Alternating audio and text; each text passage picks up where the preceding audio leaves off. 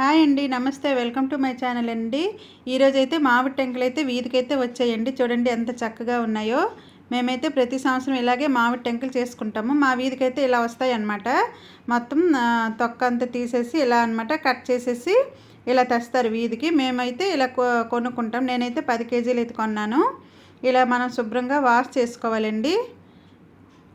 చూసారు కదా, ఇలా మనం చక్కగా ఇవి పామి చక్కగా వాష్ చేసుకోవాలి. నేనైతే ఒక 2-3 సార్లు అయితే ఇవి వాష్ చేశాను. మనం చక్కగా వాష్ చేసుకుంటే ఇక్కడ చూసారు కదా, ఇలా నల్లగా ఉంటాయి. అవన్నీ మనం తీసుకొని చక్కగా ఇవి వాష్ చేసుకోవాలి. మా సైడ్ అయితే ఇలాగే దొరుకుతాయండి. ఇంకా ఆ మామిడికాయలు తెచ్చి మనమే గీసుకొని కోసుకొని అన్నప్పటికీ చాలా టైం అయితే పడుతుంది. ఆవకాయ అయితే మనం అలా పెట్టుకుంటాం, కానీ మామిడి టెంకలు అయితే మాకైతే ఇలాగ సదుపాయం అనమాట. ఇక్కడ దొరుకుతాయి చాలా చక్కగా. వీధికైతే చక్కగా వస్తాయండి, గంపలతో వస్తాయి. అందరు ఇలాగే వీధిలోని అందరం కొనుక్కుంటాము. ఒకప్పుడైతే ఇంకా ఎక్కువ కొనేవాళ్ళమండి.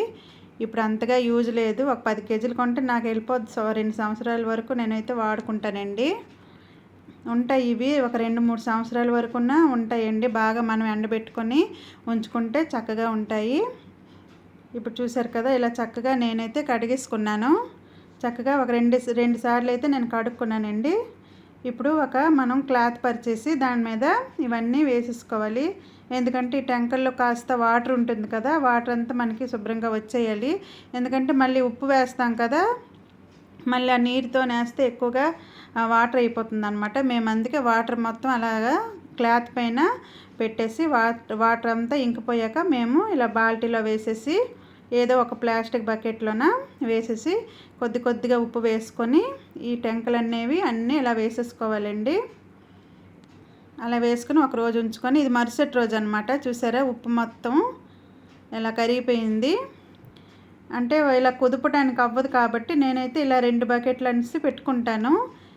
ఇలా అనమాట నేను వంపుకుంటాను అనమాట.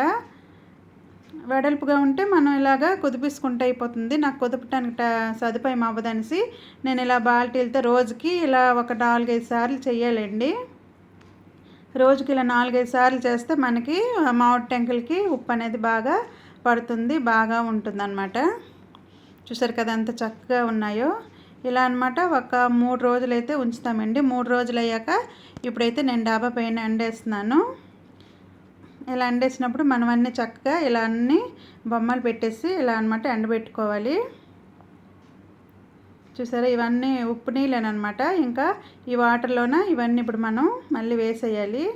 ఈ వాటర్ పడేయకూడదండి, వాటర్ ఉంచుకోవాలి. అవి మళ్ళీ మనం వాటర్లోనే వేస్తుండాలన్నమాట ఈ టెంకలు. కొంతమంది వాటర్ పడేస్తుంటారు. మా సైడ్ మేము వాటర్ పడేయమండి. వాటర్ మనకి ఎగిరిపోయే వరకు ఈ టెంకలు ఎండుతుంటాయి, మనం అందులో వేస్తుంటాం అన్నమాట. ఇలా అయితే మనకి టెంకలు అనేవి ఎన్ని సంవత్సరాలైనా ఉంటాయండి, ఏటి అవ్వదు. ఇవి చేపల బెసార్లని ఇంకా కాయగూర బెసార్లోనే వేస్తాము, చాలా బాగుంటుందండి. ఇంకా ఇక్కడైతే ఎక్కువగా టెంకల చారు కూడా చేసుకుంటాము. ఇక చూసారు కదా, లాస్ట్కి ఇలా ఎండితే ఇలా అనమాట ఉప్పు ఇలా తేలాలన్నమాట. తేలితేనే ఈ టెంకలు మనకి ఎన్ని సంవత్సరాలైనా ఉంటాయండి. చూసారా ఎంత చక్కగా ఎండిపోయాయో.